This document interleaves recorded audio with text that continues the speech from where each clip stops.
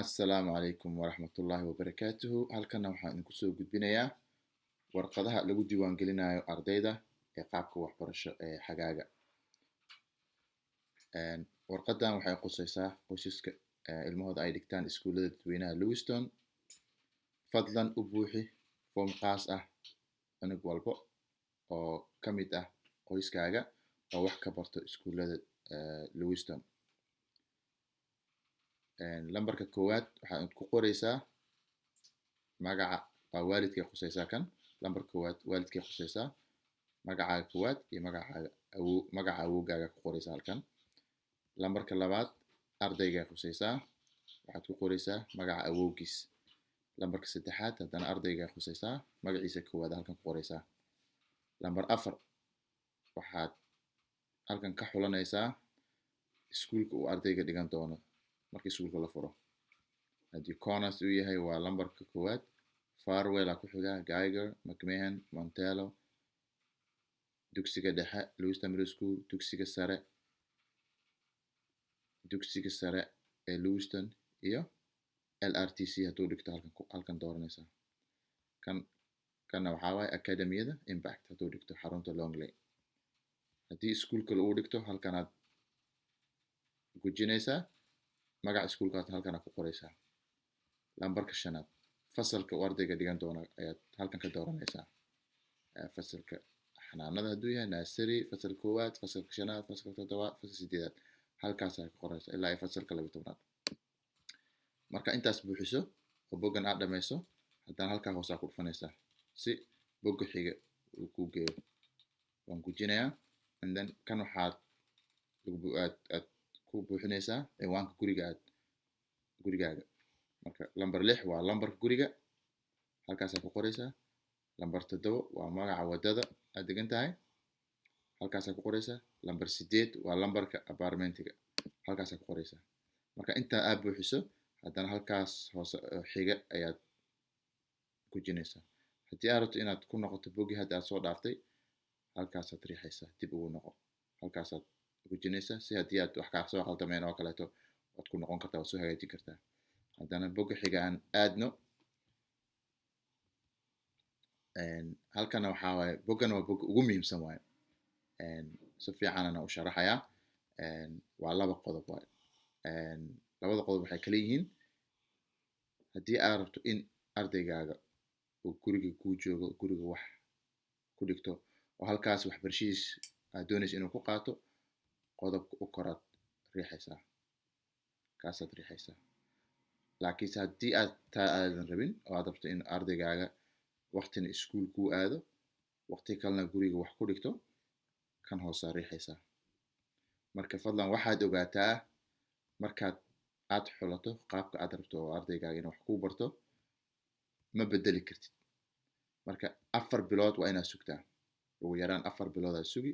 Marka taas uu dhamaado ayaad ayaa lagu bedeli karaa qaabka kale marka aad doonayso. Marka waa muhiim in aad halkan ka xulato qaabka aad rabto adiga.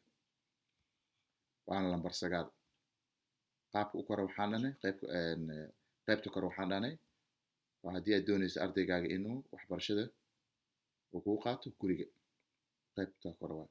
Balse haddaanan taa rabin oo aad rabto inuu nisna iskuulka uu aado, nis kalena waqtina iskuulka uu ku aado, waqti kalena aad rabto inuu guriga wax ku barto, kan hoosaad dooranaysaa. Marka inta aad dhamaysid qaybta haddana waxaad u gudbaysaa xiga waa. Laakiin haddaad doorato kan aad leedahay aniga anigayga guriga waxay igu barto haddaad dhahdo ka aad doorato, aad meesha xiga aad taabato, waxaa waaye wuu dhamaanaya, sahanka wuu dhamaanaya. Waa su-aasha u dambaysa. Laakiinse haddii kan aad doorato ka xiga, waxaa waaye aad halkaa gujiso, su-aal kale kusii weydiinaya. Waa su-aasha 10aad. Wuxuu ka hadlaa gaadiidka. Ardaygaaga gaadiid ma u baahan yahay? Bas qaado ma u baahan yahay? Haa iyo maya aad kala dooranaysaa. Kan hore haa waaye, kan xiga maya waaye. Kan xigaad daawanaysaa. Wuxuu ku weydiinayaa inaad qorshaysanayso in wax iska bedelayo nooca gaadiidka. Tusaale ahaan haddii aad dhahdo kaleeto maya ardaygayga anaa iskuul geysanaya, oo kaleeto marka meeshaas haa imaya dhahaysa haddii wax iska bedelayo haad leedahay haddii waxba iska bedelayno oo cunugaada bas uu ku qaadayo mayaad leedahay haddana qaybta xigaad mise haddii oo mataqaanaa cunugaaga hadda uu pre-K mise kindergarten hadda uu bilaabayo oo hadda sanadka iskuul ugu horeyso kan hoosaad dooranaysaa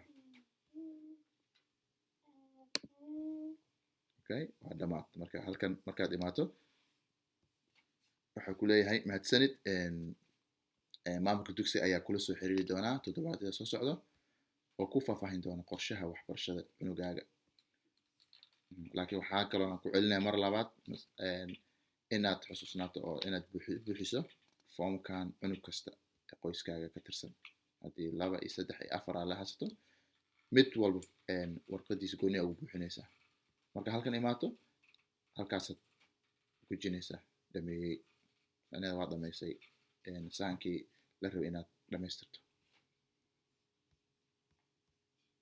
marka insha allah foomkan hala buuxiyo haddii wax su'aal aad qabto oo mise aad rabto in lagaa caawiyo buuxinta foomkan markasta lambarka aad soo wici karta waxaa waaye 2 eber 7 6 7 6 1 3 9 6 lambarkaas soo wac haddii aad rabto in lagaa caawiyo sida foomkan mise warqadan loo buuxin lahay haddaad rabto inaad warqadan adiga aad rabto inaad buuxiso bogga internetka iskuullada ayaad geli kartaa halkaasaad ka fiirsan kartaa bogga internetkana waxaa waaye iskuullada waxaa waaye